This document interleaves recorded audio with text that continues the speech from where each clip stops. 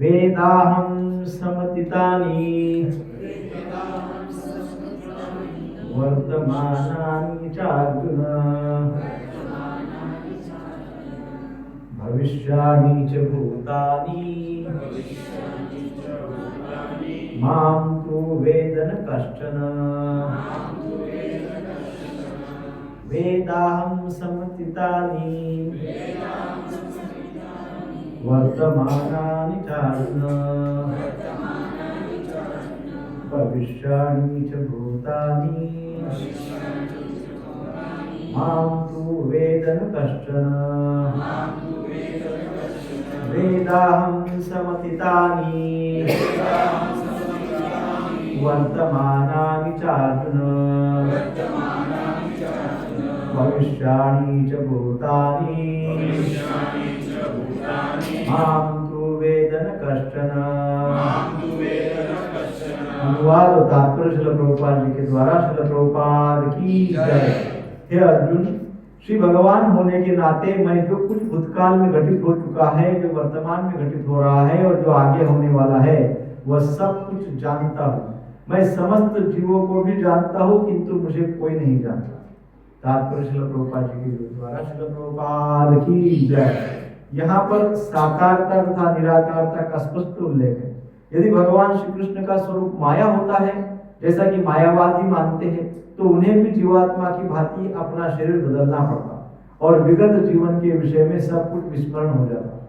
कोई भी भौतिक देहधारी अपने विगत जीवन की स्मृति बनाए नहीं रख पाता, न ही वह भावी जीवन के विषय में या वर्तमान जीवन की उपलब्धि के विषय में भविष्यवाणी कर सकता है। अतः वह यह नहीं जानता कि भूत, वर्तमान तथा भविष्य में क्या घट रहा है। भौतिक कल्मश से मुक्त हुए बिना वह ऐसा नहीं कर सकता। सामान्य मनुष्यों से भिन्न भगवान श्री कृष्ण स्पष्ट कहते हैं कि वे यह भलीभांति जानते हैं कि भूतकाल में क्या घटा, वर्तमान में क्या हो रहा है और भविष्य में क्या होने वाला है। लेकिन सामान्य मनुष्य ऐसा नहीं जानते। चतुर्थ अध्याय में हम देख चुके हैं कि लाखों वर्ष पूर्व उन्होंने सूर्यदेव युष्मान को जो उपदेश दिया था, वह उन्हें स्पष्ट है। श्री कृष्ण प्रत्येक जीव को जानते हैं, क्योंकि वे सबों के हृदय में परमात्मा रूप में स्थित है। किंतु अल्पज्ञानी प्रत्येक जीव के हृदय में परमात्मा रूप में स्थित होने तथा श्री भगवान के रूप में उपस्थित रहने पर भी श्री कृष्ण को परम पुरुष के रूप में नहीं मान पाते। भले ही वे निर्विशेष ब्रह्म को क्यों न समझ लेते हैं। निसंदेह श्री कृष्ण का दिव्य शरीर अनश्वर है। वे सूर्य के समान है और माया बादल के समान है। भौतिक जगत में हम सूर्य को देखते हैं, बादलों को देखते हैं और विभिन्न नक्षत्र तथा ग्रहों को देखते हैं। आकाश में बादल इन सबों को अल्पकाल के लिए ढक सकता है, किंतु यह आवरण हमारी दृष्टि तक ही सीमित होता है। सूर्य, चंद्रमा तथा तारे सचमुच ढके नहीं होते। इसी प्रकार माया परमेश्वर को आच्छादित नहीं कर सकती। वे अपनी अंतरंगी शक्ति के कारण अल्पज्ञों को दृश्य नहीं होते। जैसा कि इस अध्याय के तृतीय श्लोक में कहा गया है कि करोड़ों पुरुषों में से कुछ ही सिद्ध बनने का प्रयत्न करते हैं और सहस्त्रों ऐसे सिद्ध पुरुषों में से कोई एक भगवान श्री कृष्ण को समझ पाता है। भले ही कोई निराकार ब्रह्म या अंतर्यामी परमात्मा की अनुभूति के कारण सिद्धि हो ले, किंतु कृष्ण भावनामृत के बिना वह भगवान श्री कृष्ण को समझ ही नहीं सकता। ओम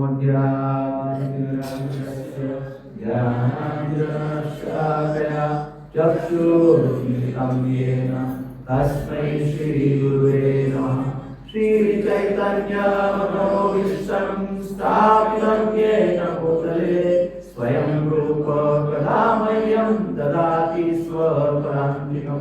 वन्देऽहं श्रीगुरु श्रीयुतपदकमलं श्रीगुरोन्वैष्णवांश्च। श्रीरूपं साग्रजातं सहगणा रघुनाथान्वितं तं सजीवं साद्वैतं सावधूतं परिजनसहितं कृष्णचैतन्यदेवं श्रीराधा कृष्णपादान् सहगणा ललिता श्रीविशाखान्वितंश्च। हे कृष्ण करुणा सिन्धु दीनबन्धो जगत्पते गोपेश गोपिकान्त राधाकान्त नमोस्तुते। तप्तकाञ्चन गौराङ्गी राधे वृन्दावनेश्वरी वृषभानुसुते देवी प्रणमामि हरिप्रिये। वाञ्छाकल्पतरुभ्यश्च कृपासिन्धुभ्येव च पतितानां पावनेभ्यो वैष्णवेभ्यो नमो नमः।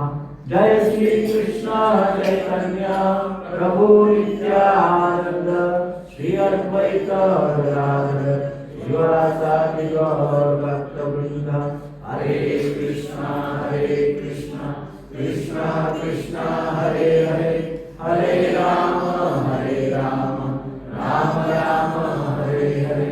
हरे कृष्णा कृष्णा कृष्णा हरे हरे, हरे राम राम राम हरे हरे। हरे कृष्णा कृष्णा कृष्णा हरे हरे, हरे राम राम राम हरे हरे। श्रील प्रभुपाद की जय। तो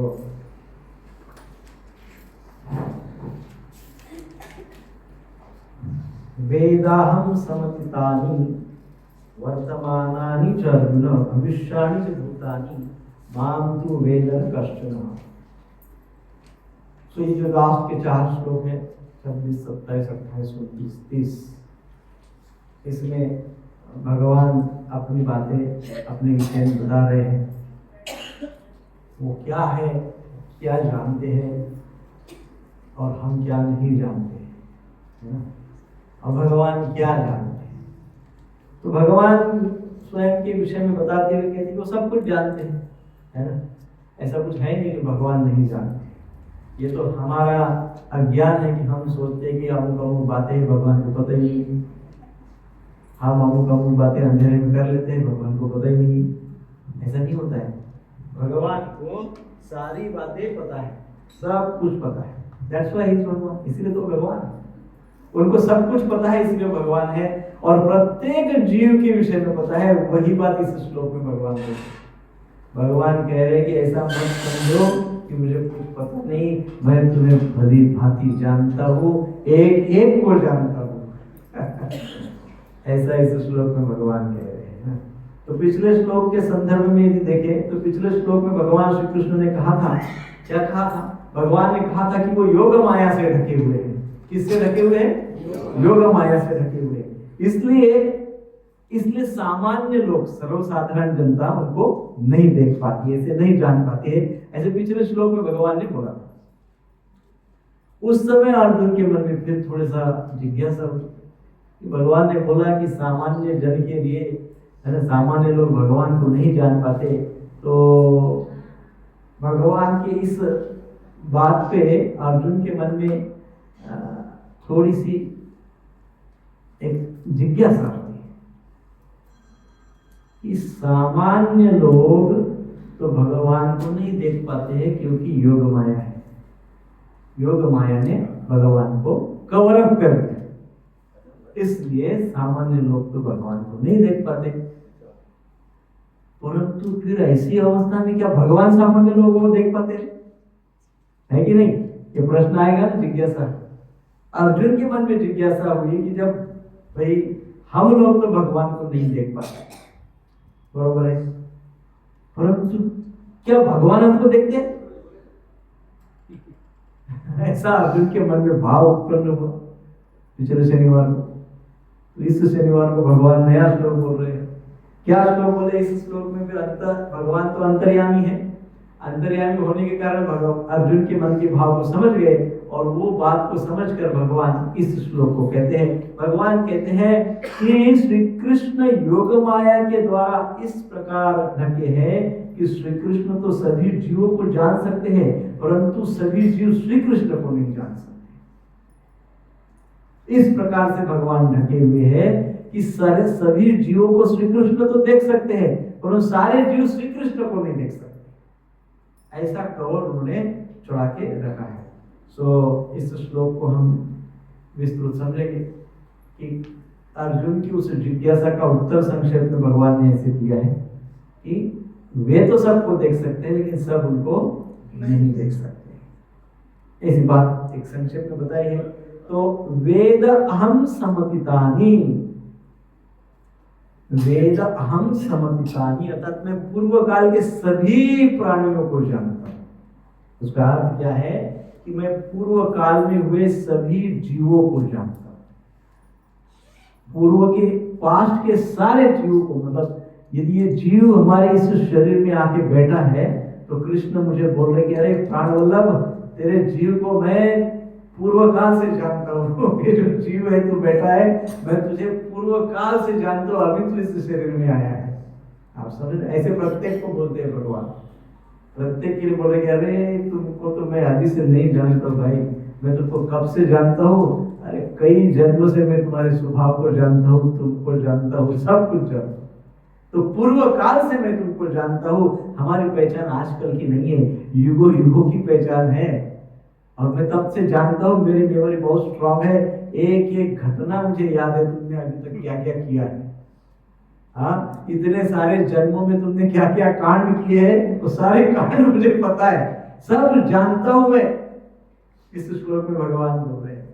तो भगवान श्री कृष्ण कह रहे हैं कि यदि मैं अपनी माया के द्वारा ढका हूं, जिसके कारण सामान्य जीव मुझे नहीं जान पाते, परंतु वह मेरी माया वास्तव में तो जीवों को ढकती है, मुझे नहीं ढकती है। भगवान पूर्व के श्लोक में भले ही बोले कि योग माया से मैं ढका हूं, परंतु ऐसे देखा जाए तो कौन ढका हुआ है?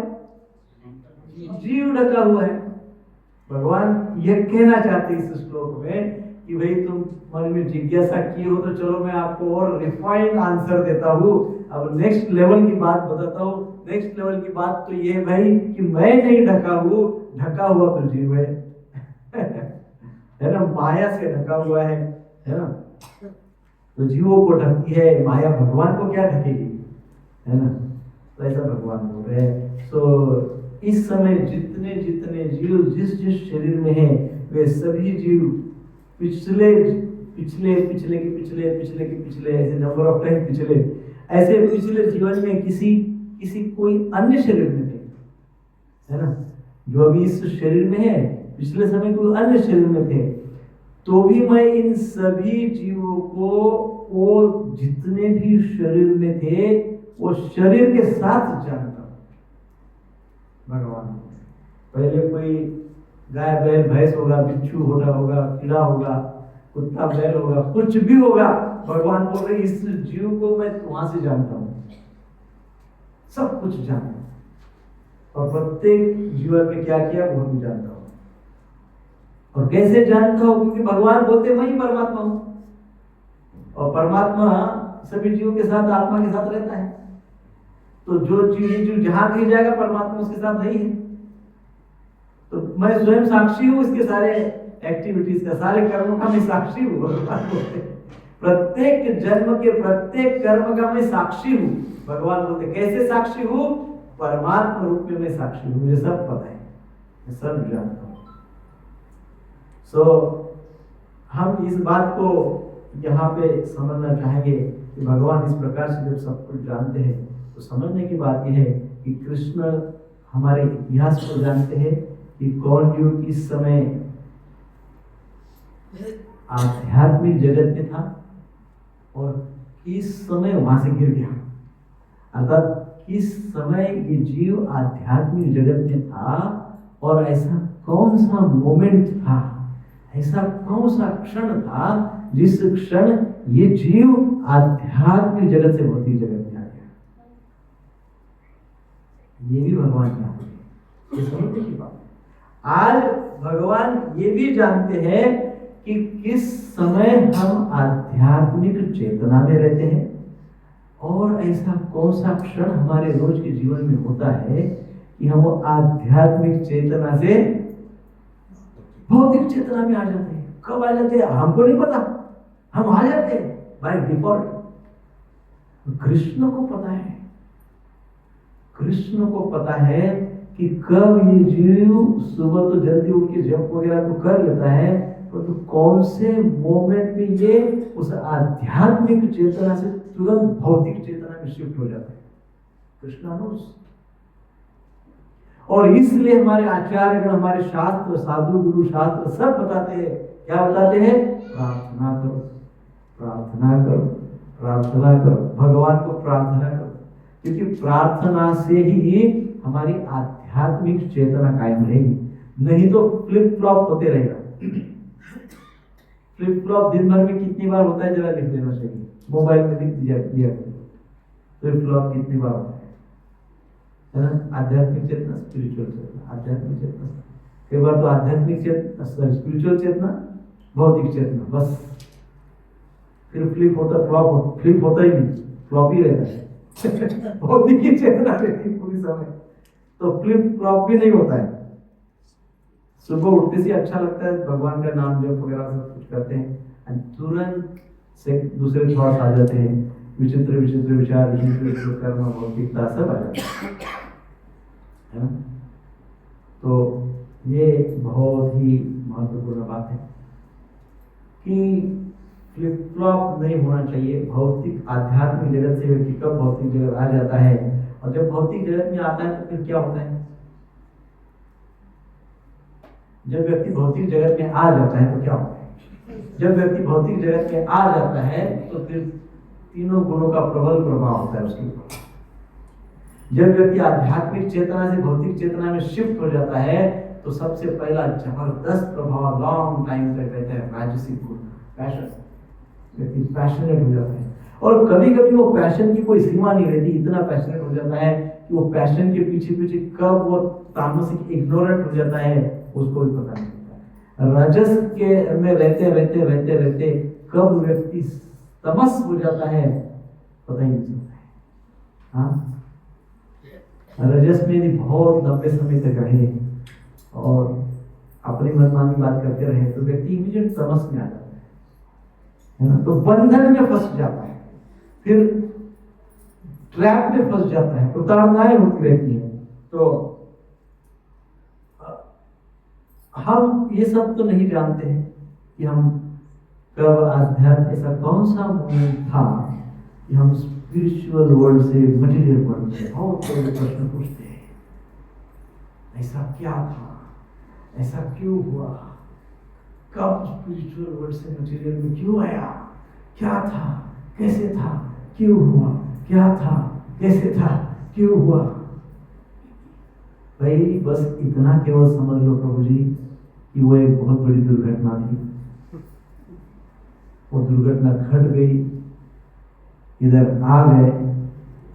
अब दुर्घटना घटने के पश्चात व्यक्ति हॉस्पिटल में जाता है, हॉस्पिटल में जाके वो 24/7 पूछता रहे क्या हुआ, मैं क्यों आया, क्या हुआ, मैं क्यों आया, क्या हुआ, मैं क्यों आया। ये पूछता रहेगा कि वो हॉस्पिटल से तुरंत ठीक होकर बाहर निकलने का सोचेगा। क्या सोचेगा? हाँ, बाहर निकलने का सोचेगा कि मैं क्यों आया सोचते बैठेगा। अब आ गया, दुर्घटना घटी, हॉस्पिटल में आ गए, ऐसी कोई दुर्घटना घट गई, समथिंग हैपेंड, व्हाटएवर हैपेंड, आ गए ना। गोपाल जी बताते हैं इस बात। अब गिर गए हो ना तो बाहर निकलने का सोचो, क्यों गिरे, कैसे गिरे, कहां से क्या हुआ, क्या आवश्यकता है, बाहर निकलने का सोचो। हॉस्पिटल में आया तो ठीक होने का सोचो। ये पूरा भौतिक जगत ये सारा हॉस्पिटल के लिए हॉस्पिटल है ना। हॉस्पिटल में तो हम आ गए, हॉस्पिटल में आने के पश्चात हमारी ट्रीटमेंट सही होनी चाहिए, है कि नहीं? कई बार हॉस्पिटल में भी सही ट्रीटमेंट नहीं होती है, ऐसा देखने में मिलता है। तो हॉस्पिटल में तो आए तो ट्रीटमेंट सही होनी चाहिए कि नहीं होनी चाहिए? सही होनी चाहिए ना। तो ट्रीटमेंट सही होनी चाहिए, ऐसा यदि लगता है तो हमको क्या करना चाहिए? हमको आध्यात्मिक चेतना, स्पिरिचुअल, मटेरियल चेतना, भौतिक, ये फ्लिप फ्लॉप नहीं होना चाहिए। आध्यात्मिक चेतना में स्टेडी रहना चाहिए, स्थिर रहना चाहिए। यदि आध्यात्मिक चेतना में हम स्थिर रहेंगे तभी क्या होगा? तभी हॉस्पिटल से जल्दी ठीक होके बाहर निकलेंगे। इस हॉस्पिटल का बहुत ही एक्सपर्ट डॉक्टर है प्रभु जी, इस हॉस्पिटल का बहुत ही एक्सपर्ट डॉक्टर है जिसका नाम है डॉक्टर कृष्णा। लेकिन इस श्लोक में डॉक्टर कृष्णा बोल रहे हैं कि जीव अपने आप को ढक लेता है, मेरे को देखता ही नहीं। वो जीव वो डॉक्टर कृष्णा तक जाता ही नहीं है, ढक लेता है अपने आप को। तो कैसे वो पेशेंट ठीक होगा और आध्यात्मिक चेतना को प्राप्त करेगा? Not possible. तो इसलिए हमको इस दुर्घटना समझ के तुरंत बाहर उसके निकलना चाहिए। तो भगवान श्री कृष्ण इस श्लोक में कहते हैं कि प्रत्येक जीव के विषय में वे बहुत अच्छी तरह से जानते हैं, परंतु जीव मेरे पास आता नहीं। प्रत्येक का सारा history geography everything I know, परंतु प्रत्येक जीव मेरे पास आता नहीं है, और इसके कारण वो दुख झेलते रहता है। अच्छा, अब ये दुर्घटना घटी तो ठीक है, एक बहुत बड़ी दुर्घटना घटी कि हम आध्यात्मिक जगत से भौतिक जगत में आ गए, लेकिन कंटिन्यूअसली छोटी छोटी घटनाएं दुर्घटनाएं घट रही है। वहां से तो बहुत बड़ी दुर्घटना घट के यहाँ पे आ गए, लेकिन यहाँ पे आए तो भी छोटी छोटी घटनाएं एक्सीडेंट होते जा रहे हैं। कभी कुत्ता बन रहा हो, कभी बिल्ली बन रहा हो, कभी चूहा बन रहा हो, ये भी तो एक्सीडेंट ही है ना। वो बहुत बड़ा एक्सीडेंट है कि वहां से गिरना, अब यहां से गिरा है लेकिन फिर भी गिरते जा रहे हैं। एक हिमालय की चोटी से गिरना बहुत भयंकर, बहुत जबरदस्त गिरावट है, भयंकर बड़ा फॉल है। और एक समझिए कि पेड़ के ऊपर से गिरना, तो वहां से तो गिर गए, वहां से गिरने के पश्चात यहाँ पे भी गिरते ही जा रहे हैं, बार बार गिरते ही जा रहे हैं। और भगवान बोलते हैं कि भगवान ये बोलते हैं कि मैं ये सब जानता हूं कि कितनी बार गिर चुके हो। भगवान इस श्लोक में ये कहना चाहते हैं कि मैं ये भी जानता हूं कि आप कितने गिरे हुए हो। भगवान ये कह रहे हैं इस श्लोक में, और कितने बार गिरे हुए हो ये मैं जानता हूं, भगवान बोलते हैं। सो कितने गिरे हो, कितने बार गिरे हो, अर्थात कितने कितने जन्म ले चुके हैं, और प्रत्येक जन्म में कैसे कैसे कर्म किए हैं, उसका अर्थ ये होता है कि कितने कितने जन्म ले चुके हैं और कितने कितने कैसे कैसे कर्म कर चुके हैं। भगवान बोलते हैं वो मैं जानता हूं। तथा अब वो जैसे जैसे कर्म किए हैं वैसे वैसे कर्मों के अनुसार उस जीव को दुख और सुख मिलते रहता है ना। ज्यादातर दुखी मिलता है, दुखालयम अशाश्वतम, दुखी मिलता है क्योंकि कर्म ही वैसे करके रख लेते हैं। और भगवान बोल रहे कि मैं जानता हूं। भगवान क्या बोल रहे हैं? मैं जानता हूं कि जीव कैसे कैसे कर्म कर चुका है। मैं जानता हूं कि जीव को दुख का अनुभव क्यों हो रहा है, मैं जानता हूं। और अब ये सब जानने के पश्चात भी भगवान बोलते हैं कि जीवों को ये जानना आवश्यक नहीं है। भगवान क्या बोलते हैं? मैं भले ये सब जानता हूं कि जीव कितनी बार गिरा है, क्या क्या कर्म किए हैं, कितने जन्म हुए हैं, कौन से जन्म हुए, ये मैं भले ही जानता हूं, भगवान बोल रहे हैं। परंतु भगवान आगे कहते हैं जीवों को ये सब जानने की आवश्यकता नहीं है कि मैंने क्या क्या किया है, कैसे क्या किया है। तो भगवान यही बात बताते हैं कि जो जानना अनिवार्य है इस युग में वो जानो। और इस युग में क्या जानना अनिवार्य है? इस युग में जानना अनिवार्य है हरे नाम नहीं वो केवलम कलौ नास्ते व गतिरन्यथा। कलयुग में हरि नाम को जानना आवश्यक है। कलयुग में क्या जानना आवश्यक है? हरि नाम को जानना आवश्यक है। दैट इज एसेंशियल, बहुत जरूरी है। हरि नाम को केवल जानना नहीं, जानकर मानना, और मानकर उच्चारण करना, जप करना, साधना करना, तप करना, आचरण को दुरुस्त करना, शुद्ध आचरण करना, ये जरूरी है। संपूर्ण इतिहास तो भगवान जानते हैं। ये भी जानते कि इस भौतिक जगत में नंबर ऑफ बर्थ कितने हुए और उसके नंबर ऑफ डेथ कितने हुए, ये भी सब जानते हैं। परंतु इतना सारा डिटेलिंग हमको जानना आवश्यक नहीं है। तो भी भगवान क्यों बोल रहे? भगवान क्यों बोल रहे बात? मैं सब जानता हूं, परंतु ये सारा विवरण आपको जानना आवश्यक नहीं है। और ये भी भगवान कहते हैं कि ये सारे जीव इस भौतिक जगत में असीमित दुख भी भोग रहे हैं, बहुत दुख भोग रहे हैं, और ये भी मैं जानता हूं। सो ये सब भगवान बोल रहे कि हाँ, मैं सब जानता हूं। तो प्रश्न ये है कि भगवान ये क्यों बोल रहे इस श्लोक? आप कुछ नहीं जानते हो, मैं सब कुछ जानता हूं, क्यों बोल रहे हो? बता सकते हैं? भगवान चाहते हैं अपना दिमाग मत लगाओ, सब मेरे पास आओ। हाँ, अपना दिमाग मत लगाओ। भगवान बोलते आप कुछ नहीं जानते हो, मैं सब कुछ जानता हूं। इसका अर्थ ये है, भगवान बोले अहंकार मत करो, आप मूर्ख हो। क्या बोल रहे भगवान?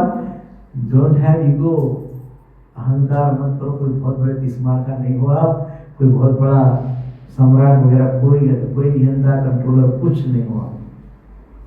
और इतना तो छोड़ो, आपने बहुत बड़ी रिसर्च की है, बहुत बड़ा विज्ञान हुआ है, बहुत कुछ हुआ है, अपने आप को बहुत बड़ा कर रखा है, लेकिन आप जानते कुछ नहीं। समझ रहे ना? भगवान एक वाक्य में कह रहे हैं कि अहंकार मत रखो, आपको कुछ भी पता नहीं, आपको कुछ भी पता नहीं। डोंट हैव ईगो, है ना? अहंकार मत रखो। भगवान सब कुछ जानते हैं। श्रीमद् भागवतम के तृतीय स्कंध में कपिल देव माता देवहूति से कहते हैं कि गर्भ के समय मनुष्य के शरीर में शिशु यदि भाग्यवान होता है, यदि फॉर्चुनेट है, बहुत अच्छे कर्म पहले किए हुए है, तो उसे विगत पूर्व के, ध्यान से सुनिए, पूर्व के 100 जन्मों का अनुभव होता है। कौन सा अनुभव? कटु। 100 जन्मों के सारे कटु अनुभव उसको गर्भावस्था में स्मरण हो जाते हैं। 100 जन्मों के पूर्व के। बोलो क्या दुख होता होगा? और ये कटु घटनाओं का जब उसको अनुभव होता है 100 जन्मों का गर्भावस्था में, तब वो जो सांस लेता है ना, वो सांस, उसकी एक एक सांस दुख भरी होती है। वेरी पेनफुल सिचुएशन, एक एक सांस दुख भरी होती है। इसलिए यदि भाग्यवान है तो उसकी बात कर रहे हैं भगवान, भाग्यवान जीव, तो इतना उसको कटु होता है। और ये जो उसकी मेमोरी है, जो उसका स्मृति है, जो उसका स्मरण है 100 जन्म पूर्व का, वो केवल कृष्ण कृपा से होता है। भगवान चाहते कि उस जीव को अनुभव होने दो, उस जीव को 100 जन्मों का अनुभव होने दो, कटु अनुभव होने दो, भयंकर अनुभव होने दो। ऐसे भगवान चाहते हैं। अब ये भी ध्यान रखना है, ये जो स्मृति होती है केवल 100 जन्मों की होती है। It is not more than 100 जन्म। 100 जन्मों तक का ही स्मरण होता है, उससे आगे का स्मरण नहीं होता है। और फिर उसकी दूसरी एक और भी विशेषता ये है कि जब उस शिशु का जन्म होता है, तो जन्म के समय वो सारी स्मृति नष्ट हो जाए, सारी मेमोरी नष्ट हो जाए, कुछ भी याद नहीं रहता, सब भूल जाते, सब नष्ट हो जाते हैं। सो इसलिए क्या हो जाता है? क्योंकि सब कुछ वो भूल गया, सारी स्मृति उसकी डिलीट हो गई, तो इसलिए जन्म के बाद शिशु, बालक, बच्चा पूर्णतः ज्ञान में रहता है, पूर्णतः ज्ञान में रहता है। और इसलिए क्योंकि अज्ञान में रहता है, तो अपने शरीर को ही आत्मा मानता है। पूरी तरह ज्ञान में रहने के कारण अपने शरीर को ही आत्मा मानता है, और उसका ये अज्ञान पूरे जीवन भर कोई ज्ञान में ट्रांसफर नहीं कर देता है। वो जो उसका अज्ञान होता है, वो अज्ञान कोई भी उसको मिलता नहीं है कि बताए कि बाबा तुम शरीर नहीं हो, तुम आत्मा हो। वो कोई नहीं बताता है। बड़ी पीएचडी तक पढ़ लेता है, बहुत बड़ी बड़ी टेक्नोलॉजी डेवलप करता है, डॉक्टर बनता है, क्या क्या सब कुछ होता है, परंतु ये कोई उसको बताता ही नहीं है, बाबा तुम शरीर नहीं है प्रभु, तुम आत्मा हो। कोई नहीं बताता है, कोई यूनिवर्सिटी का कोर्स नहीं जो ऐसा बताए। और इसलिए वो अज्ञानता में पड़ा रहता है और फिर अपने आत्मा को, अपने शरीर को आत्मा समझते रहता है और दुखों का जो सीरीज है उसका अनुभव करते रहता है। मैंने पहले पूर्व में बताया था कि इसलिए जैसा ही बच्चे का जन्म होता है तो बच्चा रोता है, और इसलिए आजकल आज का मॉडर्न साइंस डॉक्टर लोग भी कहते हैं बच्चे का जन्म होने के बाद तो रोना चाहिए, उसने रोना चाहिए। वो रोता है क्योंकि वो रोता है क्यों, और रोने का उसका जो शब्द होता है क्या क्या क्या, ऐसा होता है, ऐसा रोता है। ये क्या है, ये क्या है, ये क्या है, ये सब क्या है, कोई मुझे बताओ, ये सब शरीर क्या है, कोई मुझे बताओ, कोई मुझे बताओ।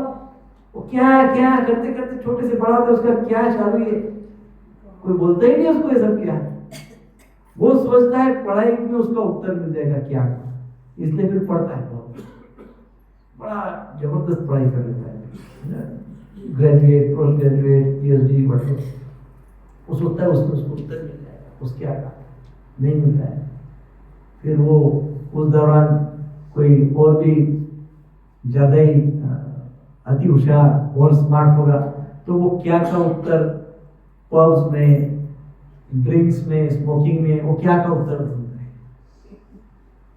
हाँ, फिर वो सोचता है नहीं मिला, फिर वो सोचता है चलो फिर संसारिक जीवन, फिर विवाह कर लेता है, क्या का उत्तर मिलेगा, विवाह करता है, उसको सोचता है कि क्या का उत्तर मिल जाएगा, मैं सुखी हो जाऊंगा।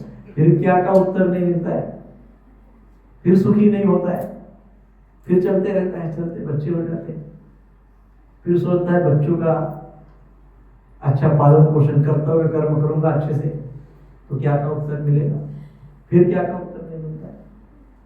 बच्चे बड़े हो जाते हैं, उनका शादी हो जाता है, उनके बच्चे हो जाते हैं, इसको अभी तक क्या का उत्तर नहीं मिला। जब इसको नहीं मिला तो आगे अपने बच्चों को कैसा बताएगा।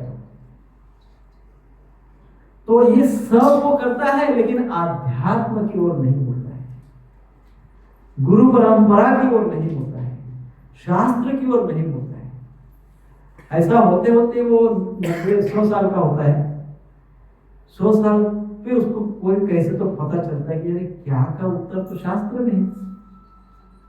तब बोलता चलो अब पढ़ लेते हैं, अब भगवान का नाम लेते हैं, लेकिन तब तक तो बहुत लेट हो जाते हैं।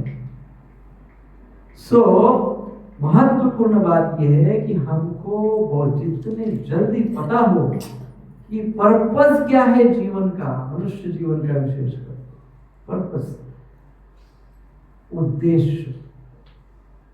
सारे संसार में दुख है तो केवल इसीलिए है कि मनुष्य को मनुष्य के जन्म का उद्देश्य ही पता नहीं, इसलिए दुख है। इसी को आप क्या कहते हैं, उद्देश्य पता नहीं है इसलिए शरीर को आत्मा समझ बैठता है, नहीं।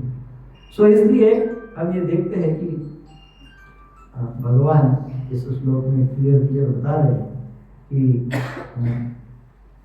वो सब जानते हैं, जीव कुछ जानता नहीं है। जीव को 100 जन्मों की मेमोरी मिल जाती है, स्मृति मिल जाती है गर्भावस्था में, वो भी कृष्ण देते हैं, लेकिन वो भी कुछ समय के लिए होती है ना। इस जगत में जन्म के पश्चात सारी मेमोरी लॉस हो जाती है, फिर वो उसको केवल इतना ही पता रहता है कि वो कहीं तो आया, ये सब क्या है और क्या का उत्तर वो ढूंढते रहता है। तो इस प्रकार से कई बार हम देखते हैं कि भगवान को पूर्व जन्म का कैसे पता है। तो भगवान को हमारे सारे जन्म पता है, हमको तो 100 जन्म थोड़ी देर के लिए पता हो जाते हैं, भगवान को करोड़ जन्म हमारे पता है। वो कैसे पता है? क्या भगवान उसको जानने के लिए कोई मेडिटेशन करते हैं? जैसे भागवतम में वर्णन आता है लोमश मुनि का, लोमश मुनि को राजा महिजित के पिछले जन्म के वृत्तांत जानने के लिए एक विशेष समय लगा। वो एक कथा आती है, तो लोमश मुनि कहते ठीक है, आपको पूर्व जन्म की आपकी जो भी कुछ है यदि आपको ये जानना है तो कोई बात नहीं, मैं आपको बता सकता हूँ। तो फिर वो क्या करते हैं, बोलते ठीक है।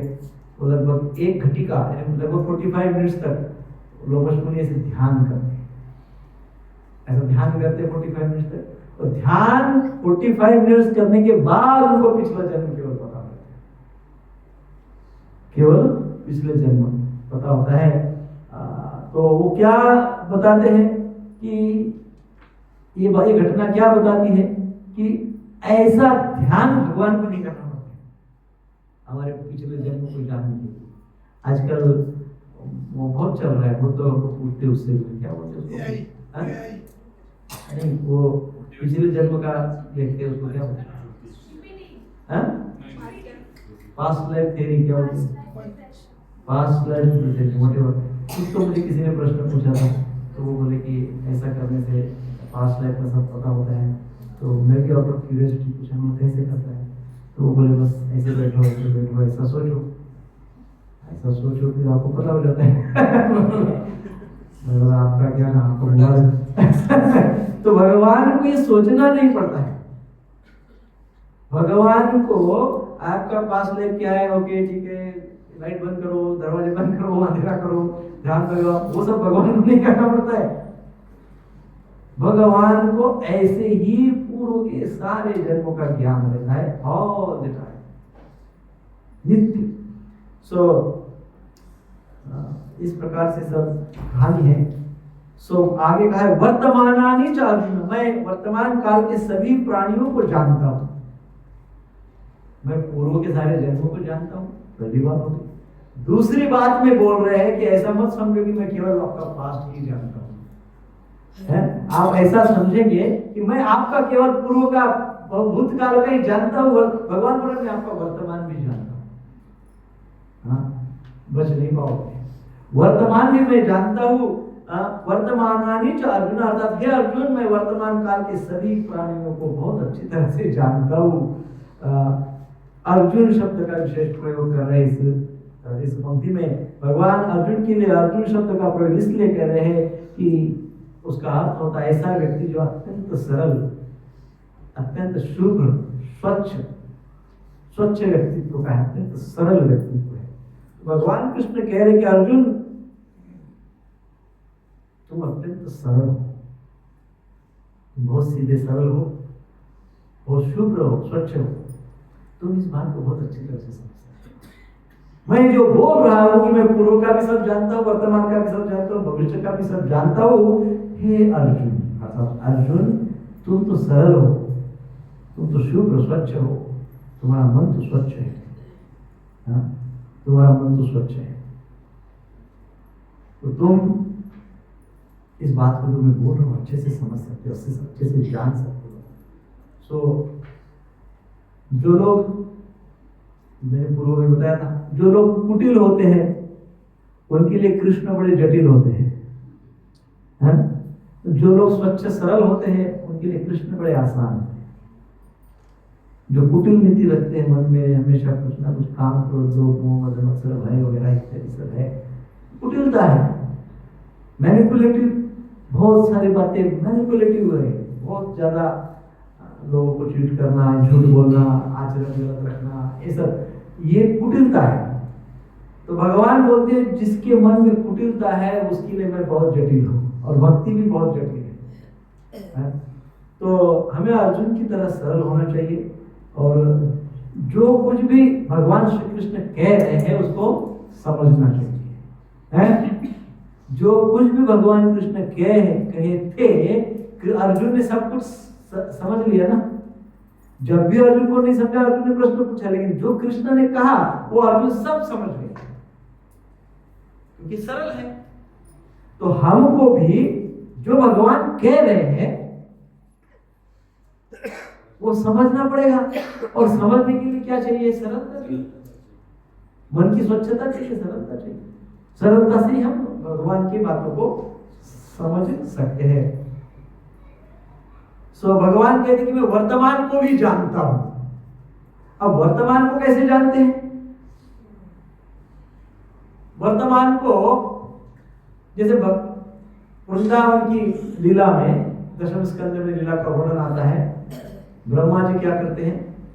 भगवान के सारे सखाओं को और गायों को सबको उठा के लेके चले जाते हैं, चुरा लेते हैं, चुरा लेते हैं। परंतु कृष्ण को तुरंत पता चल जाता है कि ये किसने चुराए है, वर्तमान, प्रेजेंट। वर्तमान पता चल जाता है कृष्ण को उस समय कि अभी अभी जस्ट एक सेकंड पहले ब्रह्मदेव ने गड़बड़ की है। ब्रह्मदेव मुझे समझ नहीं पाए, ब्रह्मदेव ने बड़ा अपराध किया है ना? कृष्ण समझ गए, है ना? तो इसलिए ब्रह्मा जी का अपराध बड़ा अपराध है, क्योंकि उन्होंने क्या किया, भगवान से भक्तों को दूर कर दिया। तो ब्रह्मा जी का ये अपराध बड़ा अपराध माना जाता है। इंद्रदेव ने भी अपराध किया। इंद्रदेव ने अपराध किया तो कृष्ण ने गिरिराज को धारण किया, और कृष्ण ने गिरिराज को धारण किया तो गिरिराज के नीचे सारे भक्त एकत्रित हुए, है ना? इंद्र ने भी अपराध किया, लेकिन इंद्र के अपराध से क्या हुआ, सारे डिवोटीज भगवान के शरण में, भगवान के निकट आ गए। ब्रह्मदेव जी ने जो अपराध किया उससे क्या हुआ, सारे भक्त भगवान से दूर हो। तो ऐसा कोई कार्य नहीं करना चाहिए जिससे जीव भगवान से दूर हो जाए। ब्रह्मा जी भी ऐसा कार्य करते हैं तो उनको भी शिक्षा मिलती है। हाँ, ब्रह्मा जी को भी शिक्षा मिलती है, उनको भी अपराधी बोला जाता है, उन्होंने अपराध किया। तो हमने कभी ऐसा कार्य नहीं करना चाहिए, कोई ऐसी वाणी का उच्चारण नहीं करना चाहिए, क्रिया ऐसी नहीं करनी चाहिए, विचार ऐसा नहीं रखने चाहिए कि कोई जीव भगवान से दूर हो। कोई जीव जो भगवान से दूर हमारे कारण होता है, हमारे वाणी विचार और क्रिया के कारण होता है, तो फिर हम अपराध नहीं करते हैं, बहुत बड़ा अपराध नहीं करते हैं। तो इस प्रकार से भगवान कह रहे हैं कि वो वर्तमान को भी जानते हैं। और दूसरी बात है, वर्तमान को जानने के लिए उनको कोई प्रयास नहीं करना पड़ा। अच्छा ब्रह्म कौन लेके गया, कौन लेके गया, कौन लेके गया, जब चले गए सब कुछ तो समझ ही नहीं है कौन लेके गया, और एक बहुत बड़ा पेड़ के नीचे ध्यान करने लगे। ऐसा हुआ क्या? नहीं हुआ। तो तुरंत जान गए, उनको कोई ध्यान नहीं करना पड़ता है, वो तुरंत जान गए। इसलिए कई बार लोग बोलते हैं कि ध्यान से समाधि और समाधि से भगवान, आप भगवान बन जाएंगे। कैसे बनते हैं? आपको ध्यान लगाना पड़ता है, भगवान को नहीं लगाना पड़ता है। हाँ, हमको ध्यान लगाना होता है, भगवान को नहीं लगाना, नॉट पॉसिबल। सो दूसरा उदाहरण चैतन्य महाप्रभु का, श्रीमद् भागवतम, श्री चैतन्य भागवतम में इसका वर्णन आता है। मध्यखंड में 6वें अध्याय में है चैतन्य भागवत। ये तो ऐसे बहुत प्रसिद्ध कथा है। श्रील अद्वैताचार्य ने श्री चैतन्य महाप्रभु की परीक्षा लेने का सोचा। तो अद्वैताचार्य ने क्या किया, रामाई पंडित जी को चैतन्य महाप्रभु के पास भेजा और उनको बताया, उनको बोलने के लिए कहा कि जाओ चैतन्य महाप्रभु को बोलो कि मैं नवद्वीप आए ही नहीं, मैं नवद्वीप नहीं हूं, और मैं नंदनाचार्य के घर में छुप जाता हूं। और नंदनाचार्य के घर में छुप गए। कौन? अद्वैताचार्य। और रामाई पंडित जी को बोले कि जाओ चैतन्य महाप्रभु बोले कि मैं आई ही नहीं हूं। लेट्स सी क्या होता है। तो इस प्रकार से जब जिस समय रमाई पंडित श्री चैतन्य महाप्रभु के निकट गए, उस समय चैतन्य महाप्रभु ने रमाई पंडित को तुरंत को कहने लगे, क्या कहे कि अद्वैताचार्य नहीं आए। हाँ? और वो कहते हैं कि मेरी परीक्षा लेने के लिए, वो बड़े प्रेम से नाड़ा बोलते थे अद्वैताचार्य को, नाड़ा ने तुम्हें भेजा है। तुरंत बोले, मेडिटेशन करके नहीं, तुरंत बोले कि नाड़ा ने तुम्हें भेजा है मेरी परीक्षा लेने के लिए। हाँ, तो वो स्वयं तो नंदन आचार्य के घर में छुप गया और परीक्षा लेने के लिए तुम्हें मेरे पास भेज दिया, चैतन्य महाप्रभु को। तो इस प्रकार से भगवान वर्तमान को भी जानते हैं अच्छे से, भूत को भी जानते हैं, वर्तमान को भी जानते हैं। और फिर कहते हैं भविष्याणि च भूतानि, भविष्याणि से मैं भविष्य में होने वाले सभी को, घटनाओं को जानता हूं। भविष्य में होने वाली घटनाएं और दुर्घटनाएं सभी को मैं जानता हूं। घटनाएं कौन सी? घटनाएं वे जिसमें भगवान ये भी जानते हैं कि कौन सा जीव आगे ऊपर स्वर्ग में, वैकुंठ में, गोलोक में जाएगा। और दुर्घटनाएं वे कौन सा जीव का पतन होगा और पुनः भिन्न भिन्न योनियों में फंस जाएगा। तो भविष्य में ये होने वाला है। तो भगवान बोल रहे कि भविष्य में ये जो कुछ भी होने वाला है उसको भी नहीं जानता। उस बात को भी मैं जानता हूँ। सो इसका अर्थ ये है कि कृष्ण यह जानते हैं कि वर्तमान काल में जितने भी प्राणी हैं उनमें से किनके ऊपर कृपा होने वाली है, और भगवत कृपा, गुरु कृपा, नाम कृपा जिनके ऊपर होने वाली है वे ही मुक्त हो जाएंगे, वे ही धाम को जाएंगे। ये कृष्ण जानते हैं। दूसरा अर्थ उसका ये हो रहा है कि कृष्ण बहुत अच्छी तरह से जानते हैं कि कौन कौन कैसी कैसी साधना कर रहे हैं। आप ये बात समझो, कृष्ण जानते हम कितना भी फेक भक्ति करेंगे, कुछ भी करेंगे और दिखाए कि बहुत अच्छी भक्ति कर रहे हैं, कृष्ण सब जानते हैं। Don't try to cheat Krishna. Krishna को चीट करने का कोशिश मत करो। Krishna is the biggest cheater.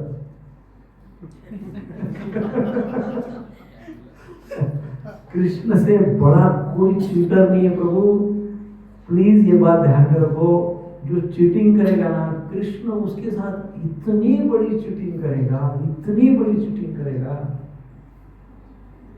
कि प्रभु फिर पश्चाताप और पश्चाताप ही बचेगा, कुछ नहीं बचेगा। हाँ, ये स्वयं कृष्ण बोलते हैं, स्वयं कृष्ण बोलते हैं। हाँ, जब महाभारत में युद्ध हो रहा था और कर्ण सामने था और कर्ण के सामने अर्जुन युद्ध कर रहे थे, और अचानक जो भी लीला थी, कर्ण के रथ का पहिया भूमि में धंस गया। क्या हो गया? कर्ण के रथ का पहिया भूमि में धंस गया, आधा धंस गया। कितना? आधा धंस गया। तब कृष्ण अर्जुन को कहते हैं कि चलो बाण।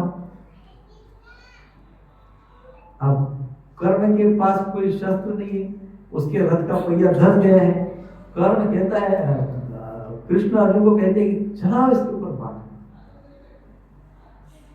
तो कर्ण ने सुन लिया कि कृष्ण ने बोला चलाओ बाण से। तो कर्ण वहां से बोलते, हे नारायण, आप ऐसा बोल रहे हैं? मैं तो निशस्त्र हूं, आप ऐसा बोल रहे? अर्जुन भी बोलते हैं, अर्जुन बोलते बाण चलाओ। कैसे? ये तो निशस्त्र है। हाँ? तो कृष्ण बोलते हैं, अभिमन्यु भी निशस्त्र था, द्रौपदी भी निशस्त्र थी, दोनों समय ये था वहां पे, और ये महाबली है, ये उनके पक्ष में था, अधर्म दोनों समय। और अब इसके पास शस्त्र नहीं है, तुम्हारे हाथ में बाण है, तो देखो धर्म की कितनी बड़ी बड़ी बातें करते हैं। He is a cheater। इसमें क्या बोलते हैं? He is a cheater। वो चीटिंग कर रहे हैं, और वो चीटिंग कर रहा है। तो जो चीटिंग करते हैं ना, जो चीटर होते हैं ना, उनको मारते वक्त में धर्म का उपयोग नहीं करता। ऐसे लोगों को मैं चीटिंग करके ही मारता।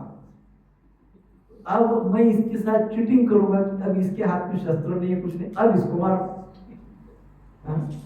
अब इसको मारो, क्योंकि इसको चीटिंग करके ही मारना है। तो हम भक्ति में भी जब आगे बढ़ते हैं तो भक्ति भी हम एक्सटर्नल करते हैं, दिखावा करते हैं, ऊपरी ऊपरी भक्ति करते हैं। तो हम क्या कर रहे हैं? चीटिंग कर रहे हैं। हम क्या कर रहे हैं? Be aware, be careful. ऐसी ऊपरी ऊपरी दिखावा वाली भक्ति नहीं करना है, क्योंकि ऐसी भक्ति में भी कृष्ण क्या करेंगे? हमारे साथ चीटिंग ही करेंगे, क्योंकि हम भी चीटिंग कर रहे हैं। हम भी चीटिंग ही कर रहे हैं, तो हमको भक्ति भी कैसे करेंगे? हाँ, अर्जुन की जैसी भक्ति करनी है, कर्ण की जैसी नहीं करना है। कर्ण की जैसी भक्ति नहीं करना है, अर्जुन की जैसी भक्ति करना है। कर्ण की जैसी, कर्ण भी कृष्ण को मानता था, नारायण बोलता था, प्रणाम करता था, भगवान मानता था, सब करता था कर्ण भी, लेकिन साथ किसका देता था? दुर्योधन। हम भी जब हम एक्सटर्नल भक्ति करते हम भी कृष्ण को मानते हैं, जप करते हैं, माला लेते, सब करते हैं, साथ किसका लेते हैं? अधर्म का, पाप का, अनर्थों का, दुराचार का, है ना? तो ये नहीं होना चाहिए। तो इसलिए भगवान ये बात बताते हैं कि जो इस प्रकार से चीटिंग करता है, मैं उसके साथ, उसके लिए तो मैं बहुत बड़ा चीटर हूँ। I am the biggest cheater. फिर वो चीटिंग से हमारे साथ भगवान चीटिंग ही करेंगे। तो इसलिए शुद्ध भक्ति करना चाहिए, है ना? शुद्ध भक्ति करना चाहिए, अपने आप को स्वच्छ रखना चाहिए, आचरण सही रखना चाहिए। और भगवान इसलिए बोलते हैं, इसमें वार्निंग दे रहे हैं कि भाई जो इस प्रकार से चीटिंग कर रहा है, उसका गंतव्य स्थान मैंने निश्चित कर दिया है। इसका अर्थ ये है, जो चीटिंग कर रहा है मुझे पता है, जो चीटिंग नहीं कर रहा है वो भी मुझे पता है। चीटिंग का वाले का कहाँ उसको भेजना है ये भी मुझे पता है, और जो सत्य है, जो सही भक्ति कर रहा है, उसको कहाँ भेजना है ये भी मुझे पता है। इस प्रकार से भगवान बहुत अच्छी तरह से, बहुत क्लियर बात बता रहे हैं कि हमारा भविष्य भी निश्चित हो गया है। अब यहाँ पे हमारे मन में प्रश्न यह आ सकता है कि फिर भगवान ही हमारे भविष्य को निश्चित करते हैं क्या? हाँ, वो सब कुछ उनको ही पता है कौन का, तो भगवान ही निश्चित करते हैं क्या? भगवान निश्चित बिल्कुल नहीं करते ना?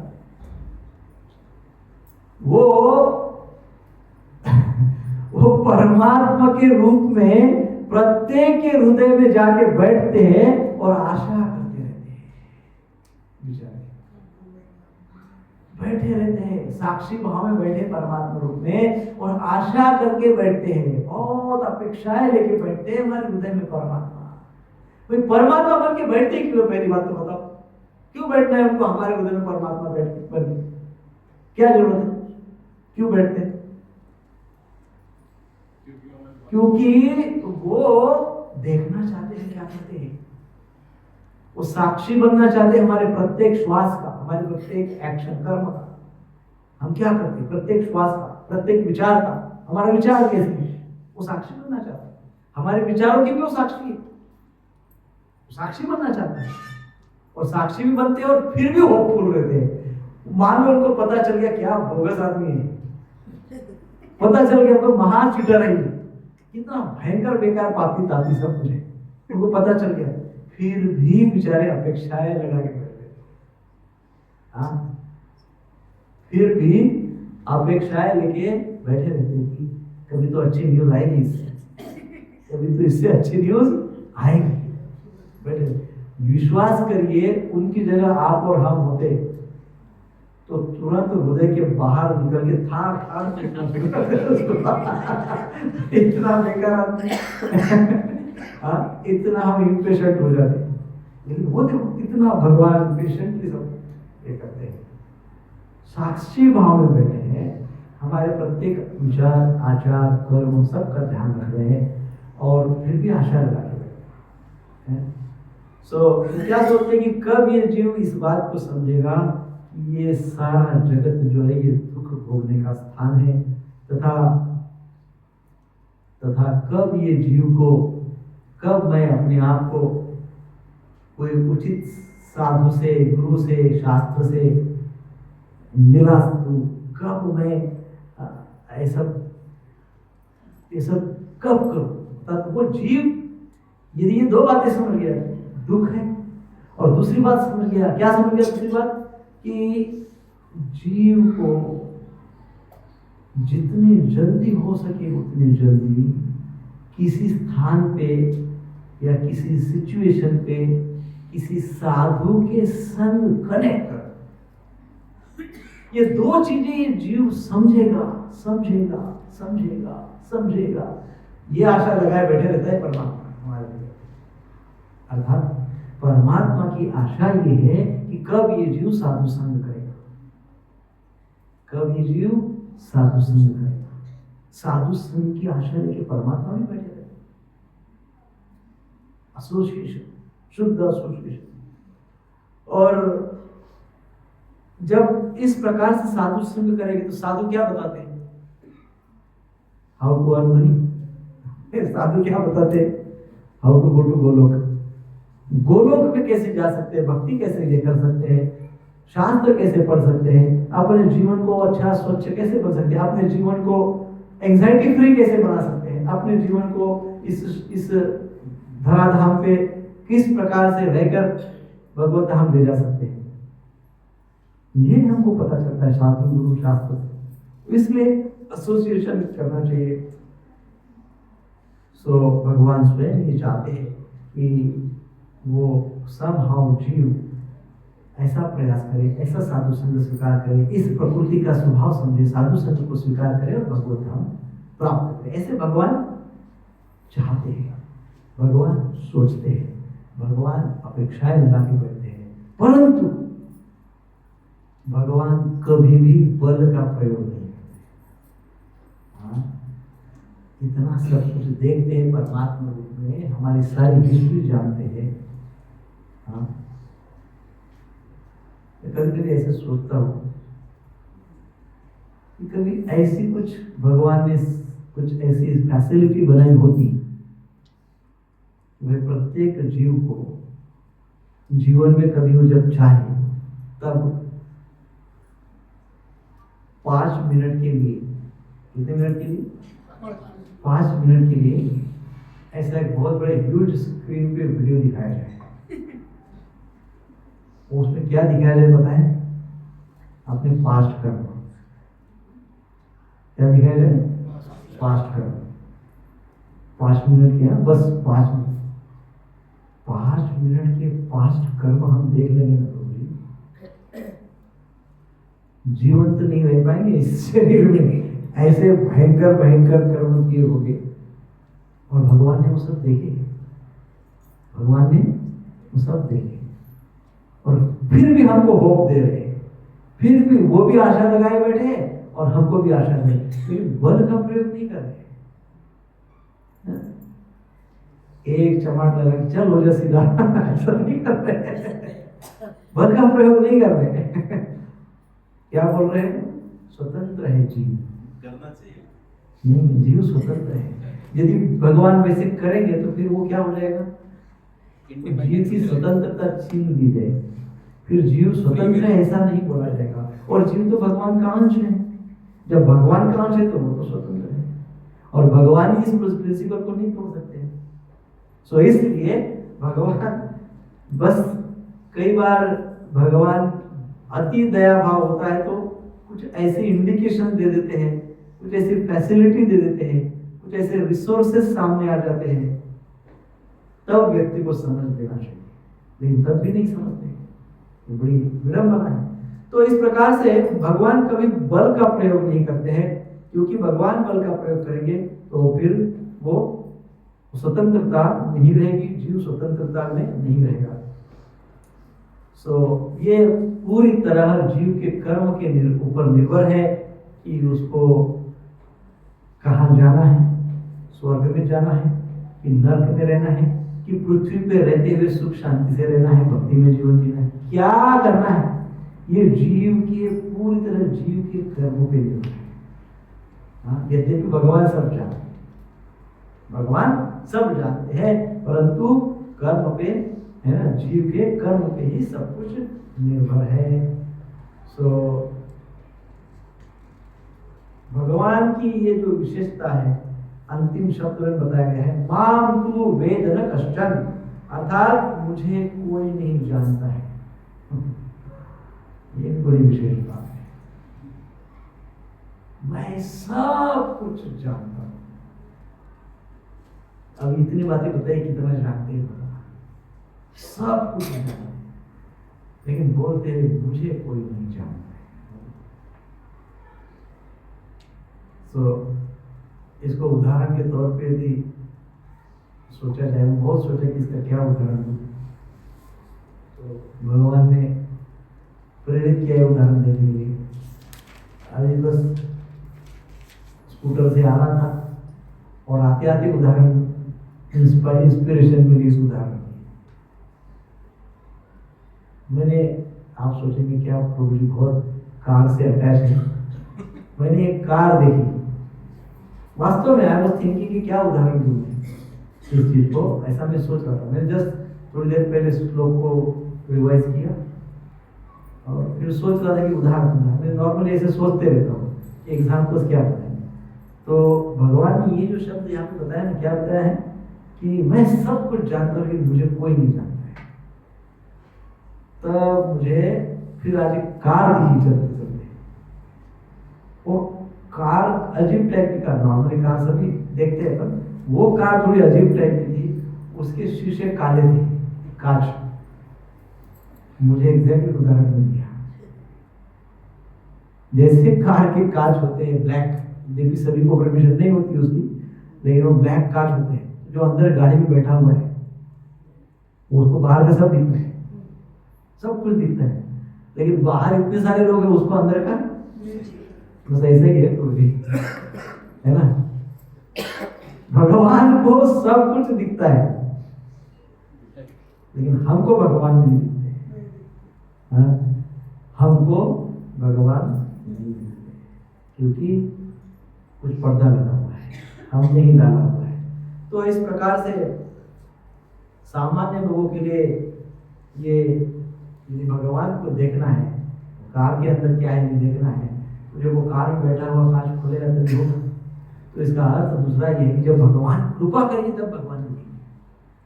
भगवान का दिखना भगवान की कृपा पर निर्भर है, परंतु जीव का कर्म है प्रयास करना। जीव प्रयास करते हैं, भगवान कृपा करते हैं। जीव प्रयास करते हैं और भगवान कृपा करते हैं। सो यही महत्वपूर्ण बात है।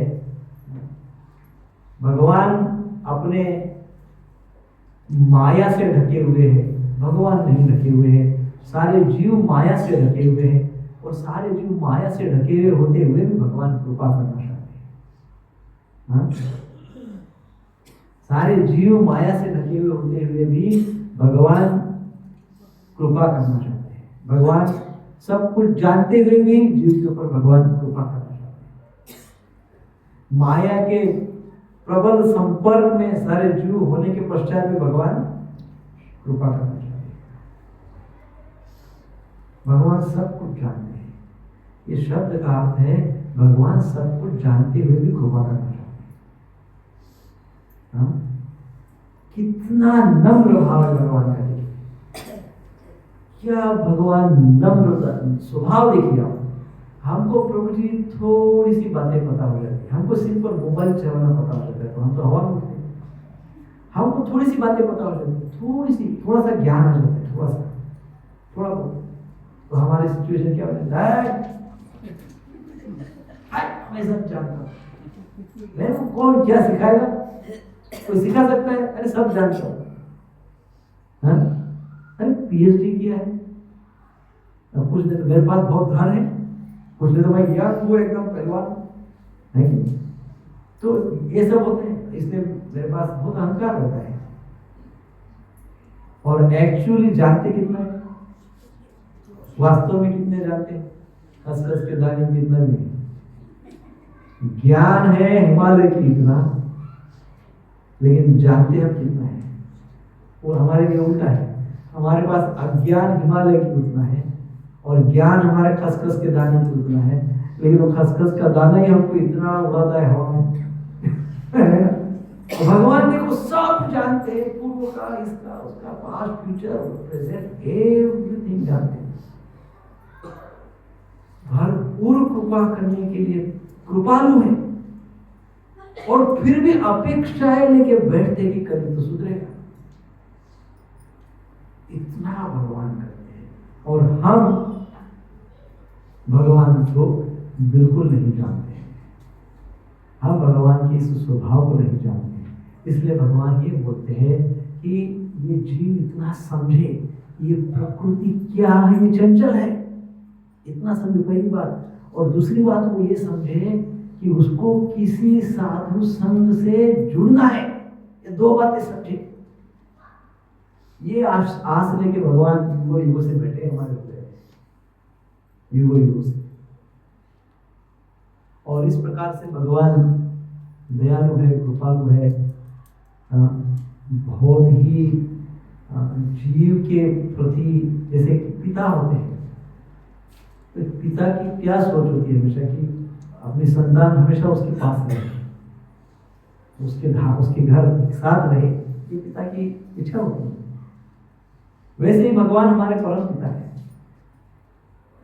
उनका हमेशा नित्य भाव ये रहता है कि उनकी सारे जीवों की संतान है और सारे उनकी संतान उनकी चेतना में रहे, कृष्ण की चेतना में, कृष्ण भावना भावित रहे। वैसे को कृष्ण भावना कहते हैं, कृष्ण भावना भावित रहे।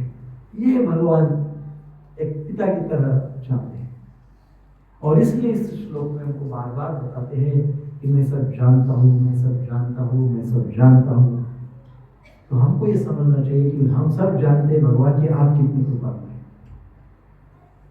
आप तो सब कुछ जानते हैं, लेकिन हम तो इतना ही जानते हैं कि आप बहुत कृपा है ना? हरे कृष्णा कृष्णा कृष्णा हरे हरे, हरे राम राम राम हरे। तो भगवान कहते हैं संक्षेप में कि मूर्ख लोग मेरी माया के कारण मुझे नहीं जान पाते, केवल भक्तों के ही द्वारा लोग मुझे जान पाते हैं। आता है, हे अर्जुन तुम मेरे भक्त बनो, युद्ध करो। अर्थात हे जीव इसलिए तुम मेरे भक्त बनो और कर्म करो। हरे कृष्णा कृष्णा कृष्णा हरे हरे, हरे राम राम राम हरे हरे। श्रील प्रभुपाद की जय। तो इस प्रकार से हमने आज का बहुत महत्वपूर्ण श्लोक देखा है।